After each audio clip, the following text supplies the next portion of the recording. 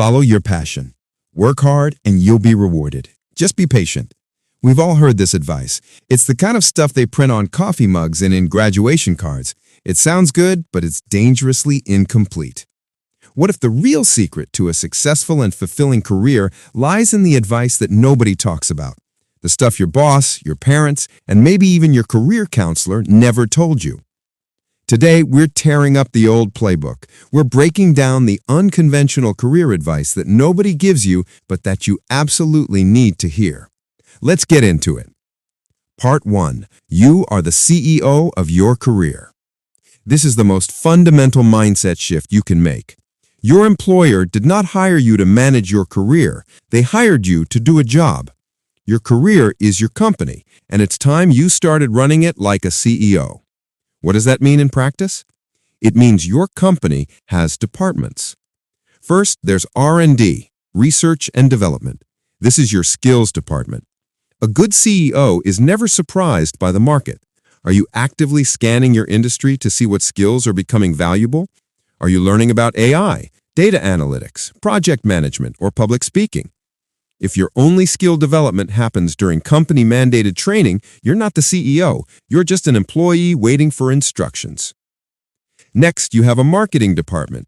This is all about visibility. The most dangerous advice ever given is just work hard and someone will notice. That's a myth.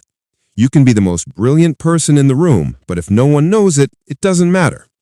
This isn't about obnoxious self-promotion. It's about strategic communication. Send a weekly update email to your boss with your accomplishments.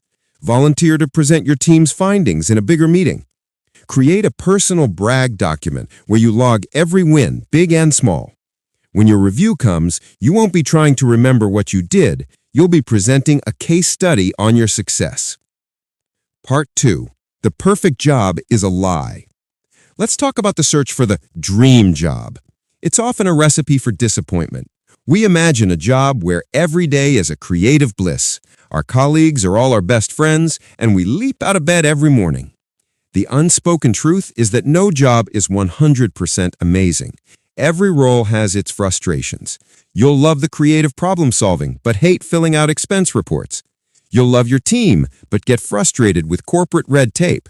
This is not a sign that you're in the wrong job. It's a sign that it's a real job. Instead of chasing perfection, look for an 80-20 role. That is, a job where you genuinely enjoy, feel challenged by, and find meaning in about 80% of your work. The other 20%, that's the cost of admission. It's the admin, the boring meetings, the tedious tasks. If you can find a role where the good stuff, the meaningful work, the great people, the fair compensation far outweighs that 20%, you haven't just found a good job, you've won the career lottery. Your goal shouldn't be a perfect job, but a job that funds and facilitates a great life. Part 3. Master the game they don't teach you. Being brilliant at your job is the ticket to enter the stadium, but knowing how to play the game is how you win. Here are the unwritten rules. First, job descriptions are a wish list, not a legal contract. So many people self-reject. They see a role with 10 requirements and they only meet 7, so they don't apply. Huge mistake. Companies write those for their absolute dream candidate, a purple squirrel they know probably doesn't exist. Here's a pro tip. Instead of your resume being a list of your skills, make your application about solving their problems. Your cover letter should say, I see you're looking for someone to do X, Y, and Z. In my previous role, I solved a similar problem by doing A, B, and C, which resulted in a 20% increase in efficiency. You just became a problem solver, not just an applicant. Second, and this is my favorite because it's so counterintuitive, stop trying to be irreplaceable. Being the go-to person feels great, right? But if you're the single point of failure, the only one who knows the arcane secrets of that one critical spreadsheet, they can't afford to promote you. You've literally trapped yourself with your own competence. The smartest people make themselves redundant. They document their processes. They train junior team members. They create a how-to guide. They make it ridiculously easy for someone else to do your job. This doesn't make you obsolete. It makes you promotable. It tells leadership, my area is so well run, I'm ready for the next challenge. Third, calculated disloyalty can be the best form of career loyalty to yourself. The corporate world loves to talk about loyalty, but when it's time for layoffs, that loyalty is often a one-way street. The data is overwhelming.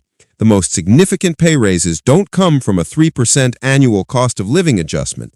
They come from switching companies every 3 to 5 years. Companies have budgets for retaining current employees, and they have separate, often larger budgets for acquiring new talent. You get access to the bigger budget by becoming new talent. Actionable tip: interview for a job once a year, even if you're happy. It keeps your skills sharp and gives you a real-time, accurate measure of your market value. Part 4. You don't need a mentor, you need a sponsor. Find a mentor is a classic piece of advice, and it's not bad. Mentors are great for advice, but the people who truly accelerate their careers have something more powerful: a sponsor. Let's break down the difference. A mentor talks to you over coffee. A sponsor talks about you in the boardroom. A sponsor is a senior leader who has a seat at the decision-making table.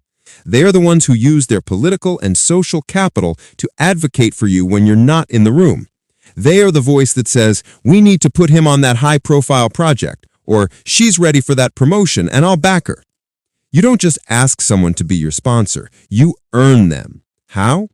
1. Deliver with excellence. Your work must be undeniable. 2. Be visible. Make sure potential sponsors see your excellent work. Find opportunities to present to a wider audience. 3. Align with their goals. Understand what your boss's boss cares about. Frame your ambitions and successes in terms of how they help the department and the company win. Your talent can take you far, but a sponsor can take you to a destination you couldn't reach on your own. Part 5. Redefine hard work. It's not about hours logged. Okay, what is the single most common piece of career advice you'll ever hear? Work hard. But what does that actually mean? For many of us, we've been taught that hard work looks like this. It means being the first in and the last to leave. It means answering emails at midnight. It means your calendar is a solid block of back-to-back meetings. That's not hard work. That's just being busy. Here's the final piece of unconventional advice. Your career success is defined by your impact, not your effort. Top performers are not necessarily the ones who work the most hours. They're the ones who are masters of leverage. They understand that their energy is their most valuable and finite resource, not their time. They ruthlessly protect their focus for high-leverage tasks. What is a high-leverage task?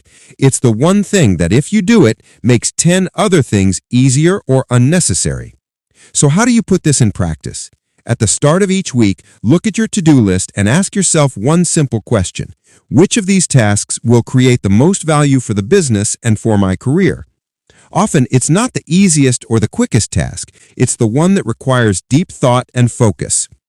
The unspoken truth is that a culture that rewards burnout isn't a culture of high performance, it's a culture of poor management. Rest isn't a weakness, it's a strategic necessity. Your career is a marathon, not a sprint.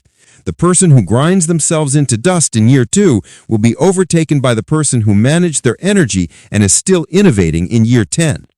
Stop measuring your day by how busy you were. Start measuring it by what you accomplished. The old career ladder is broken. The new path isn't a straight line. It's more like a rock climbing wall. There are multiple routes to the top, and it requires strategy, strength, and a little bit of unconventional thinking. Now, I want to hear from you. What's the best or most unconventional piece of career advice you've ever received? Drop it in the comments below. I'd love to read it. And if you found this video valuable, hit that like button and subscribe for more career advice they don't teach you in school. Now go run your company.